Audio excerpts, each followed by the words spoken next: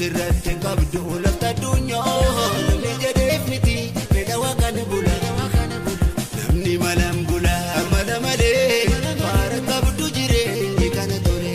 kan sirratti qabdu lafta addunyaa namni jedheef miti fedha waaqaan bula ani nama namni dandaba obsinis maddan gaagaba ani nama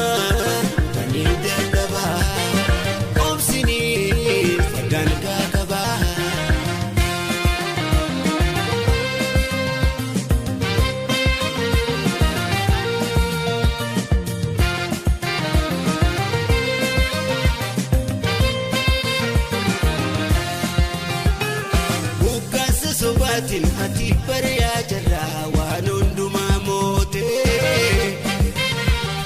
tokko jeleerute kanis kubagooti hunda bitu ati bariya jara kan qabdu of keessoo tokko dungu ibsa kan dukkaneessa gaarumsani hojike maqaa gaarii si faayanii badike buken rakaeni gati dabbe hudi garin badite garumani badite garumani yedalen jelina garum sani hudike maka gari sifayani kana go godani badike buken rakaeni gati dabbe hudi garin badite garumani badite garumani yedalen jelina rabbi miti nama akkam miti nama kan sera jallise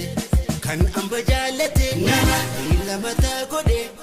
obbale sajibe nama ine sanyaachise kan bitaa mirga jaalchise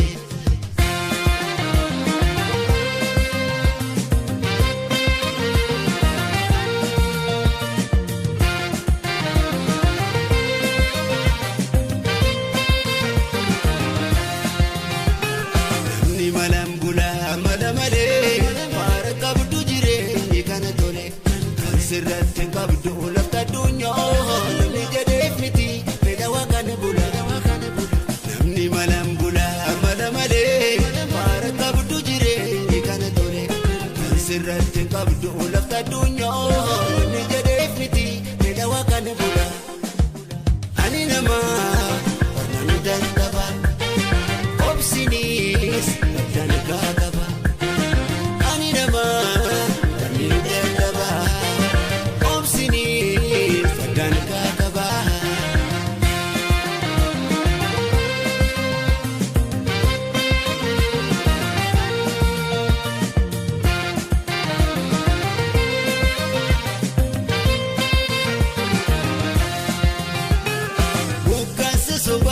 ati bariya jara waan hundumaa moote tokko jeleerute kanis kubagooti hunda bitu ati bariya jara kan qabdu of keessoo tokko dungu ibsa kan dukkaneessa gaarumsani hojike maqaa gaarii si faayanii badike buken rakaeni gati dabbe hudi garin badite garumani badite garumani yedalen jelina garum sani hudike maka gari sifayani kana go godani badike buken rakaeni gati dabbe hudi garin badite garumani badite garumani yedalen jelina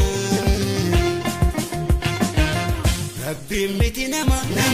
akkam miti nama kan sera jallise